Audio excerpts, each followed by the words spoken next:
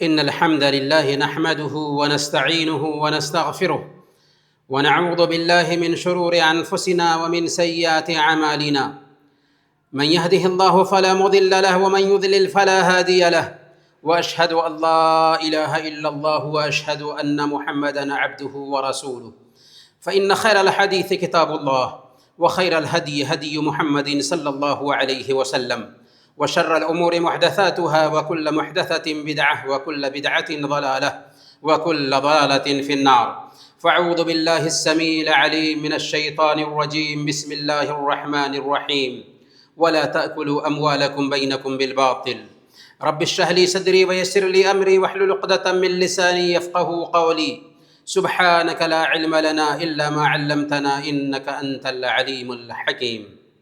حاضرین جمعہ، بزرگوں اور دینی ملی بھائیوں، اللہ رب العالمین نے پیارے نبی محمد الرسول اللہ صلی اللہ علیہ وسلم کو انسانیت کی ہدایت کے لیے اس وقت بھیجا جبکہ انسانیت جانوروں کی سطح پر اتر چکی تھی۔ اللہ کے نبی صلی اللہ علیہ وسلم نے اپنی 23 سالہ محنت سے انسانوں کو انسان ہی نہیں بنایا، بلکہ بکریوں کے چرواہوں کو ملکوں کا تاجدار بنا دیا۔ اور آپ نے جاتے جاتے فرما دیا، ترکتکم علی المحجۃ البیضاء لیلها کنہارها لا یزیغ عنہا الا ہالک۔ ہم نے تمہیں نہایت ہی روشن راستے پہ چھوڑا ہے جس کی رات بھی دن کے جیسے ہے، جو اس سے اعراض کرے گا تباہ ہو جائے گا، ہلاک ہو جائے گا۔ جیسے امت اللہ کے نبی صلی اللہ علیہ وسلم کی تعلیمات سے دور ہوئی، ویسے ویسے امت کے اندر فساد پیدا ہونے لگا، بگاڑ پیدا ہونے لگا، کرپشن پیدا ہونے لگا۔ آج سماج میں کرپشن کی مختلف شکلیں پائی جاتی ہیں۔ اگر ہم اس کرپشن کو دور کرنا چاہتے ہیں تو ہمیں اللہ کے نبی صلی اللہ علیہ وسلم کی تعلیمات کی طرف لوٹنا ہوگا۔ کرپشن کی شکلوں میں سے ایک کرپشن ہے عقیدے کا کرپشن، شرک کو توحید کے لبادے میں پیش کرنا، بدعت کو سنت کے لبادے میں پیش کرنا۔ اور آج ہم دیکھ رہے ہیں بر صغیر پاک و ہند میں محرم کا مہینہ اللہ والوں کا کیسے گزرا کرتا تھا، اور آج اسلام کے نام پر ہم کیسے گزار رہے ہیں۔ تو یہ دراصل عقیدے کا کرپشن ہے۔ مالی کرپشن بھی ہوتا ہے۔ اللہ کے نبی صلی اللہ علیہ وسلم نے بیان فرمایا، ان لکل امت فتنہ وفتنۃ امتی المال۔ ہر امت کے لیے ایک فتنہ ہوگا، میری امت کا فتنہ مال کا فتنہ ہے۔ مالی کرپشن میں رشوت آتا ہے۔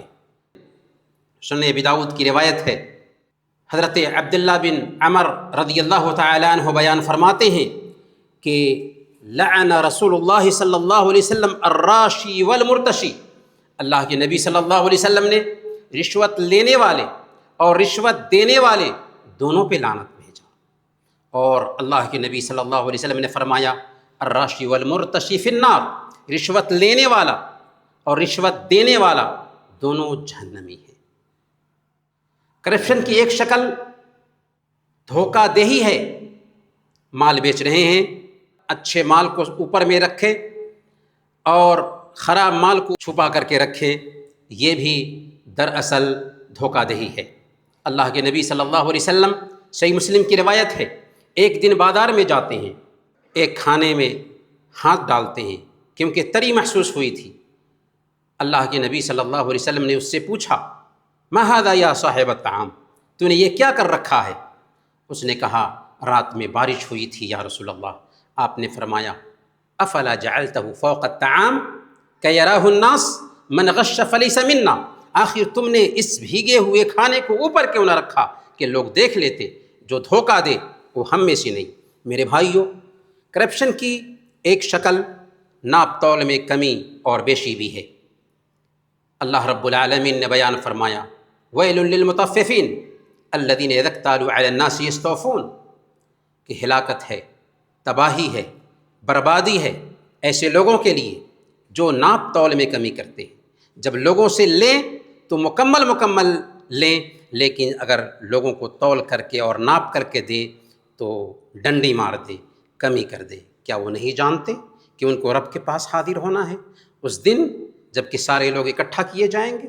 گویا کہ کرپشن کا سب سے اہم علاج یہ ہے کہ ایک انسان اس بات کا عقیدہ رکھے کہ کوئی تو نہیں دیکھ رہا ہے لیکن میرا رب ہے جو ہمیں دیکھ رہا ہے، اور پھر ایک دن ہم اپنے رب کے پاس حاضر ہونے والے ہیں۔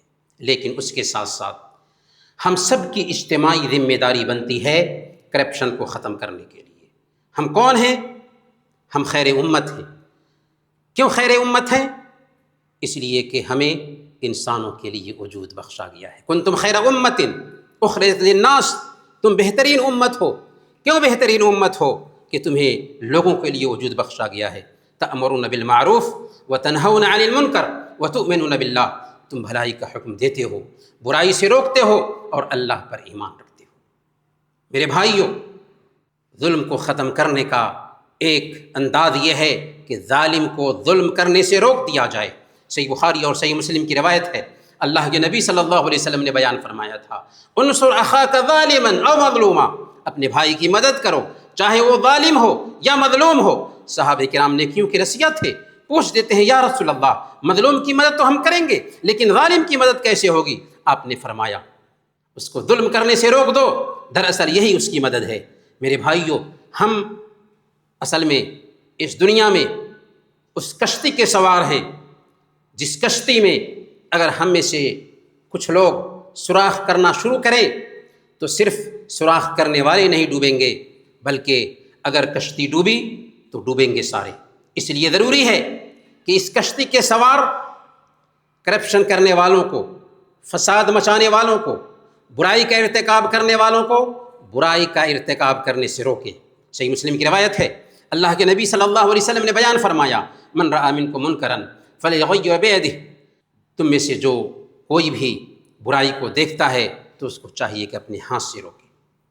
فإن لم یستطع فبلسانہ، اگر وہ ہاتھ سے روکنے کی طاقت نہیں رکھتا ہے تو زبان سے روکے۔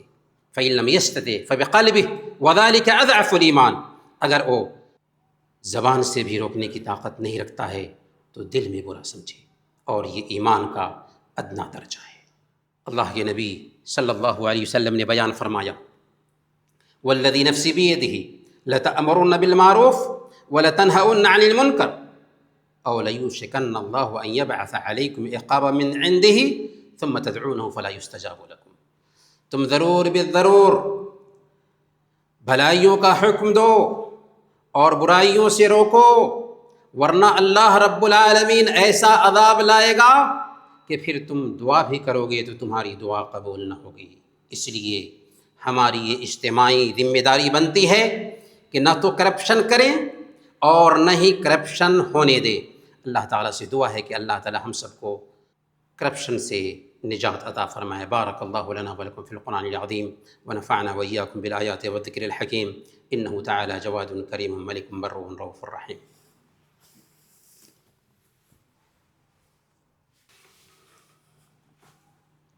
إن الحمد لله نحمده ونستعينه ونستغفره ونعوذ بالله من شرور أنفسنا ومن سيئات أعمالنا، من يهده الله فلا مضل له ومن يضلل فلا هادي له، وأشهد أن لا إله إلا الله وأشهد أن محمدا عبده ورسوله، فإن خير الحديث كتاب الله وخير الهدي هدي محمد صلى الله عليه وسلم، وشر الأمور محدثاتها وكل محدثة بدعة وكل بدعة ضلالة وكل ضلالة في النار۔ فاعوذ بالله السميع العليم من الشيطان الرجيم، بسم الله الرحمن الرحيم، إن الله وملائكته يصلون على النبي يا أيها الذين آمنوا صلوا عليه وسلموا تسليما، اللهم صل وسلم وبارك على محمد وعلى آل محمد كما باركت على إبراهيم وعلى آل إبراهيم إنك حميد مجيد، وارض اللهم عن الخلفاء الراشدين أبي بكر وعمر وعثمان وعلي وعن سائر الصحابة أجمعين، اللهم أمطر شعابيب رضوانك على جميع المؤمنين والمؤمنات والمسلمين والمسلمات الأحياء منهم والأموات، اللهم لا تدع لنا ذنبا إلا غفرته ولا هما إلا فرجته ولا دينا إلا قضيته ولا حاجة من حوائج الدنيا إلا قضيتها يا أرحم الراحمين. اللهم أعز الإسلام والمسلمين وأذل الشرك والمشركين ودمر أعداءك أعداء الدين. عباد الله رحمكم الله، إن الله يأمر بالعدل والإحسان وإيتاء ذي القربى وينهى عن الفحشاء والمنكر والبغي يعظكم لعلكم تذكرون. اذكروا الله يذكركم وادعوه يستجب لكم ولذكر الله أكبر والله يعلم ما تصنعون.